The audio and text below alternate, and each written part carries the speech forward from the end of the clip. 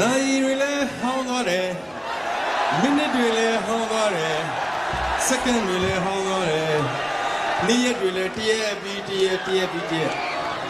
ခုဆိုညူးရအောင်ရောက်တော့မယ်ဟုတ်တယ်ဟုတ်ဟောင်းတဲ့ဟာတွေကထားခဲ့ရတာဒါပေမဲ့ဟောင်းနိုင်မကောင်းတာတော့မဟုတ်ပါဘူးဟုတ်တယ်မလားဒီလိုမျိုးလေရေထီလေးကြားလေးပူပြီးချစ်လေးခိုင်လေးမာလေးအဲ့လိုစွတ်ပြခါမှာဇလို့ပါဟောင်းပါပြီလားလို့မေးချင်တာ